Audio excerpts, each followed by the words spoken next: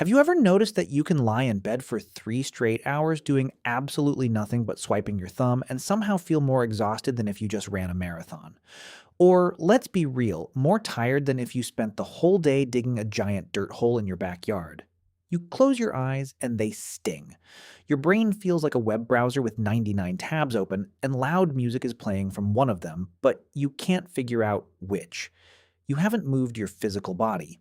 You haven't lifted anything heavier than a piece of glass and metal. Yet, you are completely drained. You feel a heavy, hollow exhaustion settling into your bones. Why? Because you are fundamentally misunderstanding what energy is. And you are drastically underestimating the primitive machine operating inside your skull. To understand why this happens, we have to pop the hood and look at the hardware you are running on. That pink, squishy organ in your head is not a modern supercomputer. It is a piece of ancient technology. It is a 200,000-year-old survival engine built for a world that no longer exists. Think about your distant ancestor. Let's call him Caveman Otis. Otis lived in a world of extreme physical demands, but incredibly low information density.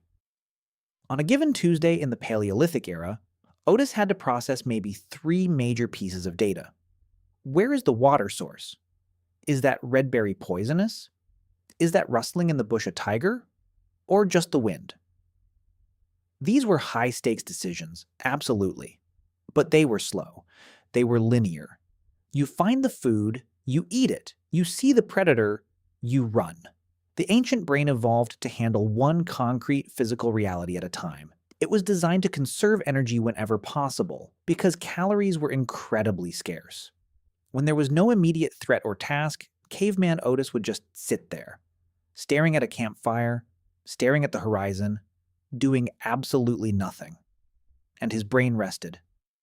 Fast forward to today, you wake up, grab your phone, and in the first 5 minutes of your morning, you are bombarded with more raw data than Caveman Otis processed in an entire year. Every single time you swipe on a short video, every time you check a message, every time an app pings, you are forcing your ancient hardware to make a micro decision. Do I like this? Do I skip this? Why did he text me that? Should I reply now or leave it on red? You switch contexts wildly and violently. 1 second you are laughing at an absurd meme. The next second you are watching a news clip about a tragic global crisis. 3 seconds later, you are looking at an influencer's perfect vacation in Bali. Your brain doesn't know it's just a screen. It doesn't understand pixels. To your brain, every single piece of information, every flashing image is a brand new environment to assess for threats and rewards. You are dragging your primitive mind through 1,000 different realities per hour. This causes severe decision fatigue. It's the exact same intense mental exhaustion you get when you're trying to solve a complex microeconomics equation, or when you are staring blankly at a corporate finance problem trying to figure out the opportunity cost. Your prefrontal cortex, the logical thinking part of your brain, is burning glucose at a terrifying rate just to keep up with the scrolling. And this doesn't even account for your so-called leisure time. Think about the massive adrenaline spike when you are clutching a tense 1v3 situation in Apex Legends, or trying to hold your ground in a sweaty Valorant match. Your ancient brain literally thinks you are in a life-or-death combat scenario in the jungle. Your heart rate skyrockets, your pupils dilate, and cortisol floods your nervous system. And when you lose that ranked match, it feels like actual death to your primal instincts. You willingly put yourself through a prehistoric war zone for fun, and then you wonder why you feel completely depleted when it's time to study, work, or write an essay. Let's look at this through the lens of basic economics. Think of dopamine as your brain's internal currency. It's the reward chemical that motivates you to take action. In the ancient world, this currency was backed by the gold standard of real survival. Eating a high-calorie meal, building a safe shelter, successfully hunting. The effort was high, but the payout was real. But your smartphone is essentially printing counterfeit money. Every like, every scroll, every perfectly timed algorithmic recommendation gives you a tiny, unearned hit of dopamine. You are experiencing massive, uncontrolled dopamine inflation.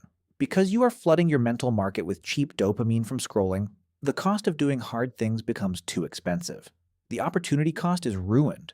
Why would your brain want to spend energy researching the impact of artificial intelligence on Gen Z? Or studying for a state budget law exam when it can get immediate, effortless hits of reward just by looking at a screen? Your laziness isn't a character flaw. It is an economic crisis happening inside your head. Your ancient brain is doing a strict cost-benefit analysis and deciding that real life simply doesn't pay out enough dopamine compared to the digital slot machine resting in the palm of your hand. And then, there is the social exhaustion. For 99% of human history, we lived in tribes of about 100 to 150 people. That was your entire world. You knew your exact place in the hierarchy. If you were the best hunter or the best gatherer, you felt secure. You belonged. Now, you open a social app and you are instantly competing with the top 1% of 8 billion people. You see people your exact age making millions of dollars, driving supercars, traveling the world, and looking flawless. Your ancient brain doesn't understand the concept of a global digital network. It doesn't know what a filter is. It looks at the screen and its survival alarms go off. It says, wow, I am at the very bottom of my tribe's hierarchy. If I'm this useless and unaccomplished, the tribe is going to leave me behind to starve. This creates a constant, low-level hum of anxiety that drains your battery in the background. You are comparing your messy, behind-the-scenes reality to everyone else's highly edited, beautifully curated highlight reels. Your brain is reacting to a threat that isn't real, but the cortisol flowing through your veins is very real. It physically exhausts you. Furthermore, consider how this unnatural light affects your deep biology. For millennia, the only bright light Caveman Otis saw after sunset was fire. Fire is warm, red, and flickering. It signals to the brain that the day is over, and it is time to release melatonin to sleep. But you lie in the pitch dark, holding a brilliantly bright blue light emitter directly into your retinas. Your brain thinks it is staring directly into the midday sun.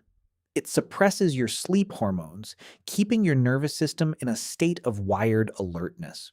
So even when you finally close your eyes, your sleep architecture is fragmented.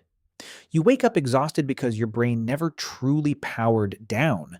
It just went into a restless standby mode. You are not physically tired. You are electrically overloaded. You are experiencing a catastrophic system crash because you are attempting to run a 2026 hyper-connected operating system on hardware built for the Stone Age. So, how do you fix it? You can't change your biology, but you can change your environment. You have to stop treating your brain like a garbage disposal for infinite content. You need to intentionally create moments of ancient boredom. The kind of boredom where you aren't doing anything, where you aren't consuming. When you feel that intense brain fog, that heavy, dull exhaustion right behind your eyes, realize that it's not because you did too much work. It's because you haven't given your brain permission to be empty. We are terrified of being understimulated. We pull out our phones in the elevator, at the red light, waiting in line for coffee because we cannot stand 3 seconds of silence. But that silence is exactly what your ancient hardware needs to cool down the processor. Next time you catch yourself doom scrolling, feeling that familiar, heavy exhaustion setting in, remember Caveman Otis. Remember the biological limits of the meat computer in your skull. Put the glowing rectangle down, step outside, stare at a wall, look at the clouds. Let the dopamine inflation settle. Let your nervous system remember that there are no tigers in the room and there is no global tribe waiting to judge you. Your brain wasn't built to carry the weight of the whole world's information. It was built to keep you alive. Stop handing over your vital energy to the digital void. Reclaim your focus, accept the boredom, and you will finally get your energy back. If this video helped you understand yourself a little better, please leave a like and subscribe. It helps the channel more than you know. Take care and see you in the next one.